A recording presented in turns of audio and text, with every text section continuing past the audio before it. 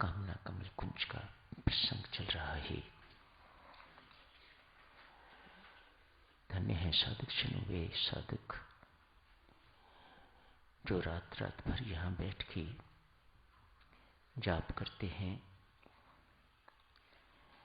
दिन को परिवार की ड्यूटी देते हैं।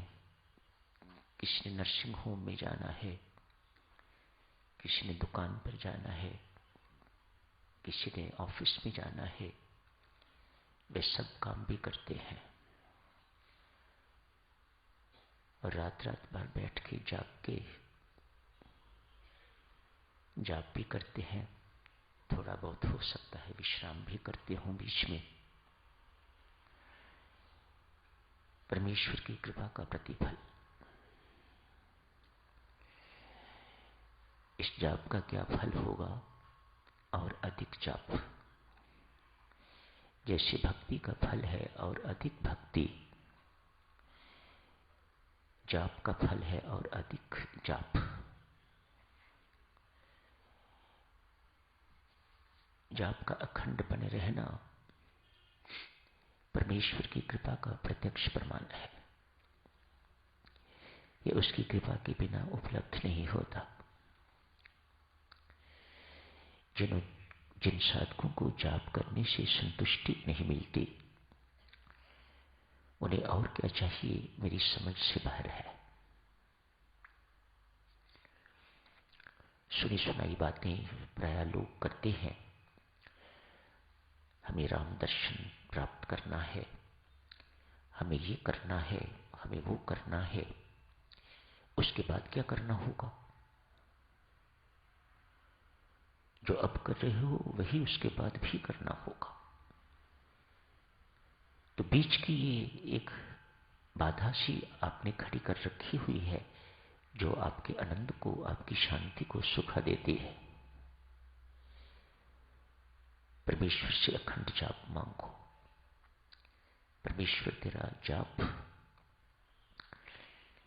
नित्य निरंतर सतत चलता रहे, इसकी अखंडता बनी रहे। ये कोई छोटी उपलब्धि नहीं है। गीताचार्य भगवान श्री कृष्ण ने ये नहीं कहा कि मेरे दर्शन के बाद मेरा धाम मिलेगा। कहा अंत समय जो मुझे सिमरता हुआ अपनी देह को त्यागता है, वह मुझे प्राप्त होता है।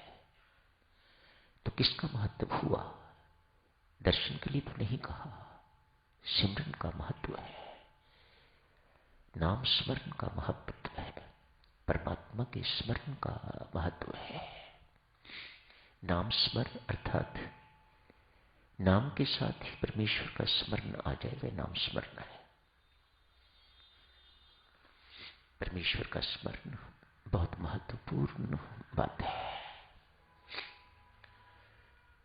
ये क्यों नहीं बना रहता? क्योंकि अभी तक चित्त की शुद्धि नहीं हुई। कहीं ना कहीं कुछ गंध भरा पड़ा है। भक्त खुशहाल दास हुए हैं। लाहौर में दैनिक मिलाप पेपर हुआ करता था, अभी है।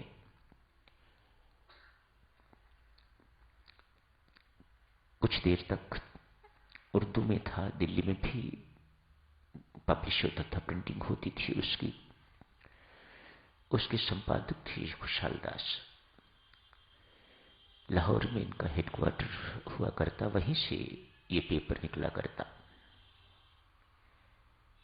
पगड़ी बांधा करते, आर्य समाजी थे। साल में एक बार या दो बार एकांतवास के लिए जाया करते। ये उनका नियम था। 6 दिन के लिए जाएं, 16 दिन के लिए जाएं, पर जाया जरूर करते। खाने पीने का सामान साथ ले जाते। एकांत में बैठ के भजन पाठ किया करते। परमेश्वर के पास बड़ी शांति मिला करती। लाहौर में जितनी व्यस्तता, वहां पर जाके उतना विश्राम कोई काम नहीं सिवाय परमात्मा के भजन के। कांगड़ा के इलाके में गए हुए थे इस बारी, जाके अपनी छोटी सी कुटिया जो भी जहां भी रहते थे, 2-3 दिन बीत गए, लेकिन मन को जो शांति लाभ हुआ करती थी वह शांति लाभ ना हो। जो आनंद भजनानंद जिसे कहा जाता है, भजन पाठ करने से जो आनंद आता है वह आनंद इस बारी मिल नहीं रहा। अतएव बहुत चकित है, साथ ही साथ दुखी भी हैं। भजन में यदि आके भी शांति आनंद नहीं मिले तो कहां मिलेंगे? मैं कहां जाऊं अब? लाहौर छोड़ के, काम काज छोड़ के तो मैं यहां आया हुआ हूं भजन करने के लिए। यदि भजन करने से भी मुझे आनंद की प्राप्ति नहीं हो रही जिस काम के लिए मैं आया हूं, अब कहां जाऊं?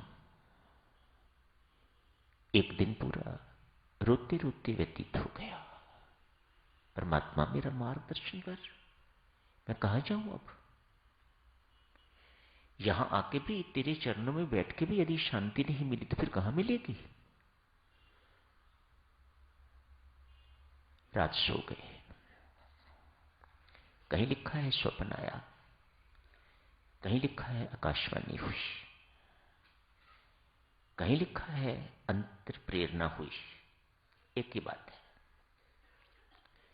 बहरहाल मार्गदर्शक अपना काम कर रहा है। उन्होंने परमेश्वर से मार्गदर्शन मांगा है, परमेश्वर मार्गदर्शन कर रहे हैं।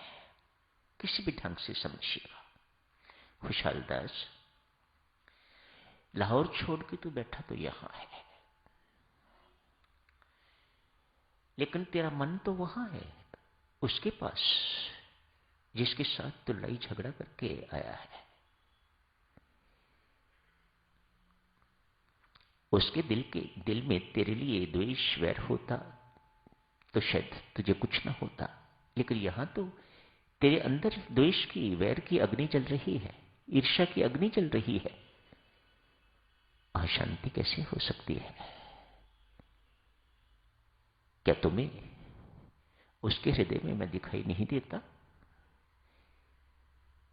क्या मैं उसके हृदय में नहीं हूं जिसके साथ वैर कर रहे हो, द्वेष कर रहे हो, जिसका अनिष्ट सोच रहे हो? क्या उसके हृदय में मैं विराजमान नहीं हूं? क्या तुम्हें मैं दिखाई नहीं देता? तो फिर उसमें दिखाई नहीं देता तो फिर मैं